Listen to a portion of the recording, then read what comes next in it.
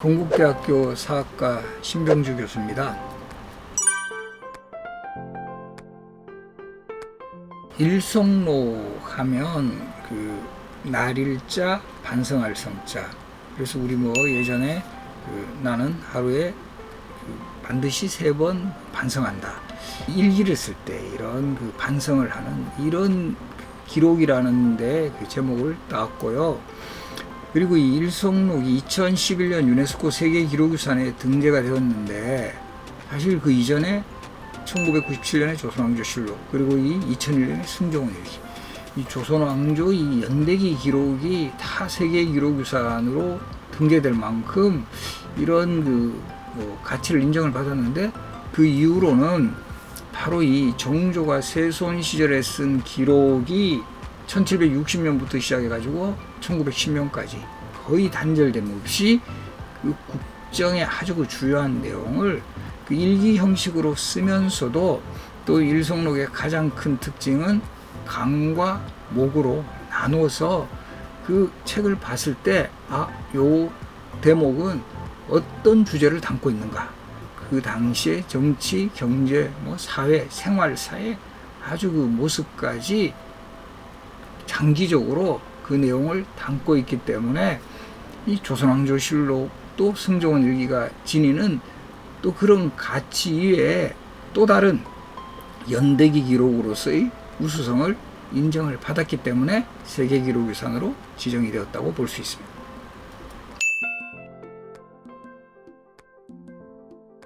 처음에는 이제 정조의 개인일기에서 출발한 거죠. 이 세손 시절에 쓴 일기 기록에서 출발을 해서 정조가 왕이 된 후에는 정말 개인일기를 왕의 입장에서 쓰는 게 좀 부담이 되니까 이 규장각 신하들에게 그 시스템을 그대로 계승해서 계속 기록으로 남겨라. 이렇게 돼서 이 일성록은 정조 이후에도 바로 이 조선이 멸망할 때까지 편찬될 수 있었고, 특히 조선왕조실록이라든가 승정원일기 기록하고 이제 좀 가장 큰 차이점이라면 바로 이 국정에 참고할 수 있도록 만든 책이라는 점이에요. 조선왕조실록은 왕이 돌아가신 후에 사고에 보관하는 것을 가장 큰 목적으로 삼았고, 승정원일기는 그냥 왕의 비서실에서 왕과 여러 신하들이 주재한 회의라든가 왕의 행차 모습, 이것을 그대로 이제 정리를 했다면, 일성록 같은 경우는 국정에 참고될 수 있는 그런 주요 현안들, 그러니까 왕의 지시 내용이라든가 죄수들을 신문한 내용이라든가, 요즘같이 우리 아주 전염병 이런 재난이 심할 때 이 재난 지원금 같이, 그때도 진율이라 그래가지고 곡식을 보내주고 이런 조치들 많이 하거든요. 그런 거에 대한 상세한 내용들.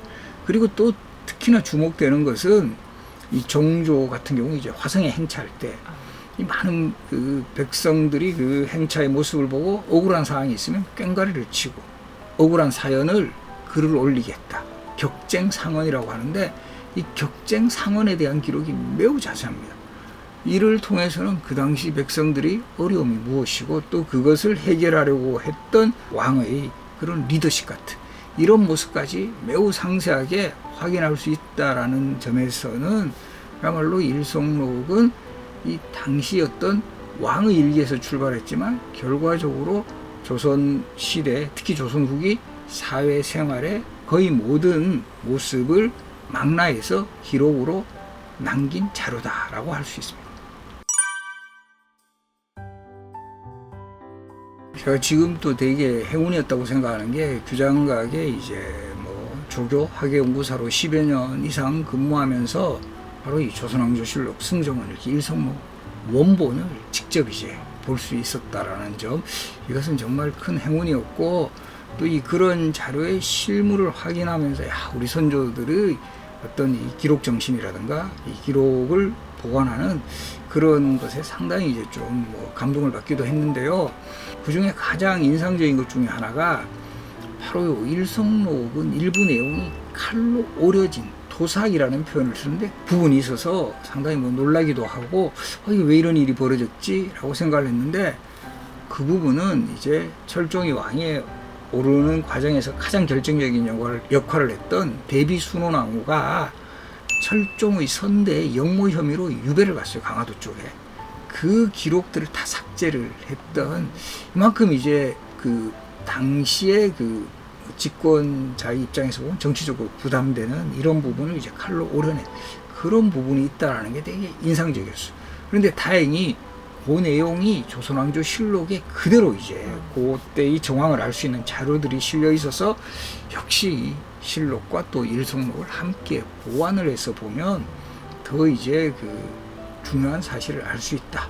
그것은 결과적으로 제가 이제 규장각에 직접 근무하면서 원본을 열람하면서 그런 또 이런 그 사례를 발견을 할 수 있었습니다.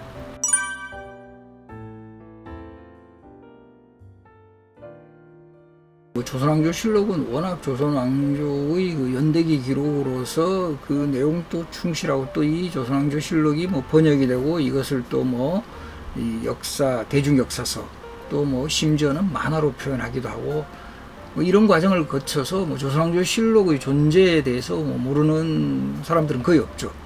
그리고 또 이제 최근에 와서는 조선왕실의 비서실에서 쓴 승종원 일기라는 기록이 이제 정말 그 분량이 대단하다.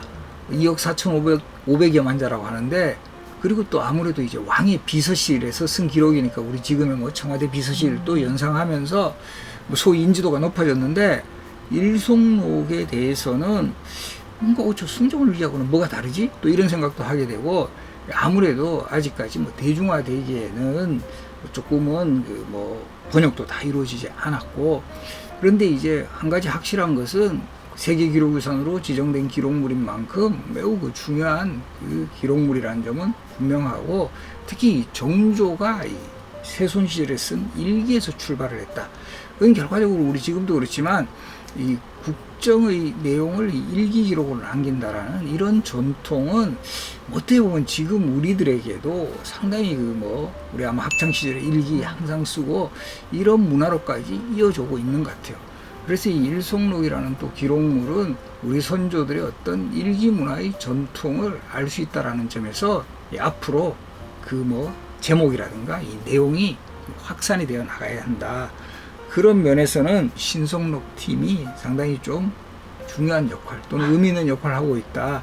바로 일성록이라는 책이 어떤 책이고, 여기에 그 담긴 내용 중에 아주 지금에 있어서도 뭐 시사할 바가 되는 이런 내용들을 막 어려운 시기에 뭐 재난지원금 같이 뭐 진율 정책을 썼다라든가 이런 내용들을 알려가지고, 또 한편으로는 그 우리 선조들의 기록 정신을 우리 시대에 어떤 방식으로 계승하는 것이 좋은가를 또 한번 생각해보는 그런 또 계기가 된다라는 점에서는 좀 더 이제 적극적으로 활동하면서 우리의 정말 자랑스러운 세계기록유산 일성록을 널리 홍보해 주기 바랍니다.